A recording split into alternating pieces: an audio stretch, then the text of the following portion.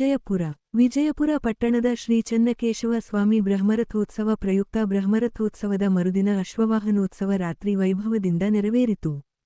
ಚನ್ನಕೇಶವ ಸ್ವಾಮಿ ದೇವಾಲಯದಿಂದ ಅಶ್ವವಾಹನೋತ್ಸವದ ಬರುವ ಉತ್ಸವದ ಸಂಭ್ರಮದ ಕ್ಷಣಗಳನ್ನು ಕಂಡು ಪುಳಕಿತರಾಗಿ ಹರ್ಷೋದ್ಗಾರ.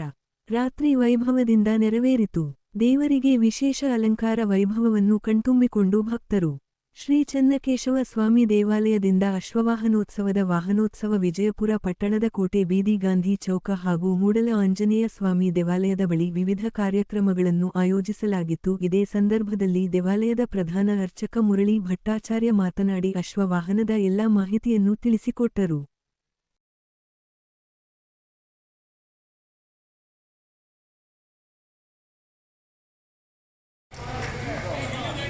इकडे बने बसा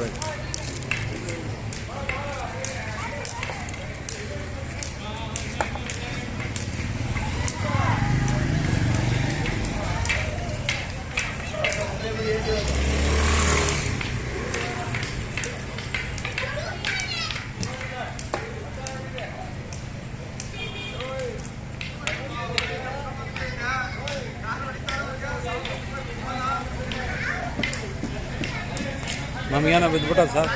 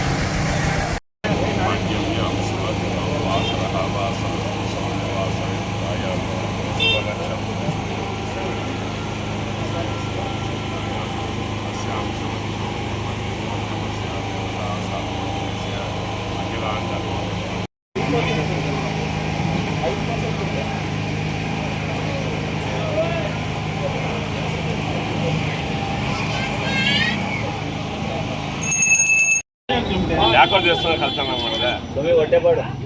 ಅದೇ ಅದೇ ಹೊಟ್ಟೆಪಾಡ್ಗೆ ಕಲ್ತನ ಮಾಡೋದನ್ನ ಕೆಲಸ ಬೇರೆ ಯಾವುದು ಮಾಡಬಾರ್ದಾಗಿತ್ತು, ಮಾಡಿಬಿಟ್ರೆ ಸಂಪಾದನೆ ಮಾಡಿ ಹೆಂಡತಿ ಮಕ್ಕಳು ಸಾಕ್ಬೇಕನ್ನೋದು ಡ್ಯೂಟಿ ತಾನೆ. ಇನ್ನ ಮದುವೆ ಆಗಿಲ್ಲ ಸಭೆ ದೇವಸ್ಥಾನದಾಗ ಎಲ್ಲ ಕಲ್ತನ ಮಾಡೋ, ಯಾರು ಜಾಸ್ತಿ ದುಡ್ಡು ಮಾಡಿರ್ತಾರಲ್ಲ ಅಂತ ಹೊತ್ತ ಕಲ್ತನ ಮಾಡೋ. ದೇವ್ರು ಯಾರಪ್ಪ ದೇವಸ್ಥಾನ ಕೊಡ್ಬೇಕು.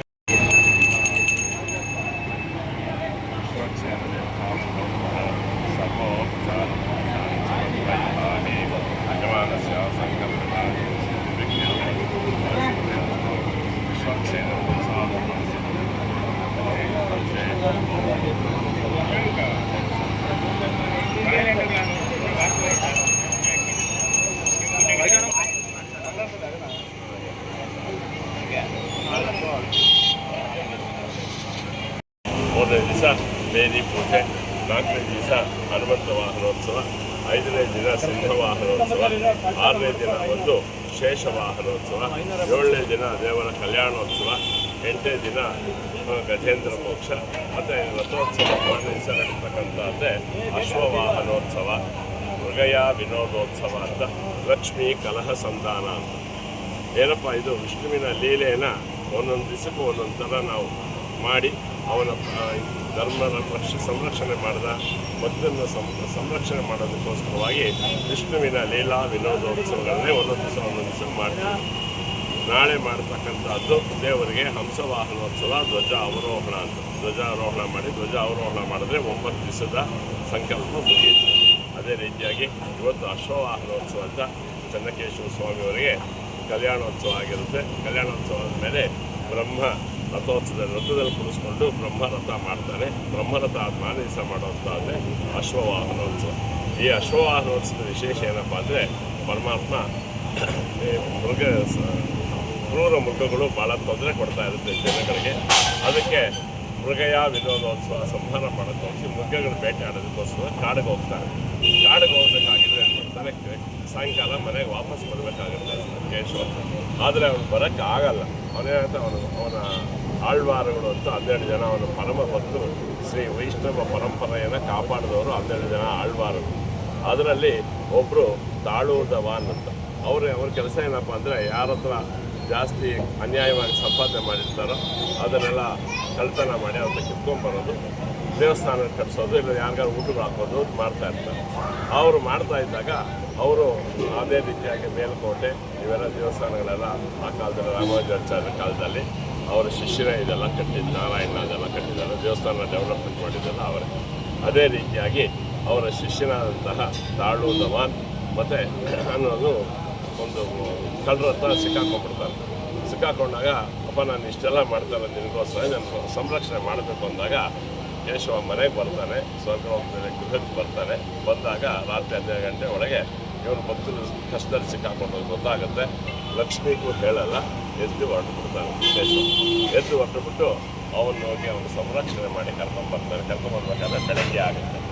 ಆಗ ರಾತ್ರಿ 12 ಗಂಟೆ 2 ಗಂಟೆ ಒಳಗೆ ಕೇಶವ ಮನೆಗೆ ಬಂದಾಗ ಲಕ್ಷ್ಮಿ ಕೋಪ ಮಾಡ್ಕೊಂಡ್ಬಿಟ್ಟು ನನಗೆ ಹೇಳಿದಿರ ಮಾಡಿದಿರ ಎಲ್ಲೋದೆ ನೀನು ಅಂತೇಳಿ ಬಾಗಿಲು ಹಾಕೊಂಡ್ಬರ್ತಾನೆ, ಮನೆ ಬಾಗಿಲು ಹಾಕೊಂಡು.